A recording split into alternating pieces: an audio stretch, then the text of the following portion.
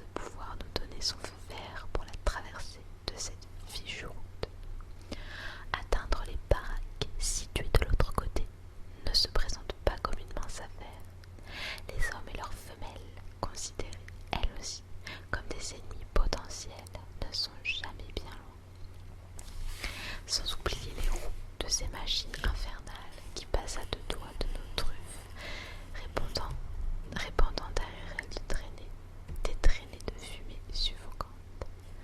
Au cas où nous commettrions quelques imprudences, c'est sûr qu'à cette allure-là, elles ne pourraient freiner ni dévier de leur trajectoire pour éviter d'écraser l'un d'entre nous. Après des minutes d'attente qui ont semblé une éternité, tant la faim et l'impatience nous tenaillent, c'est enfin le bon moment.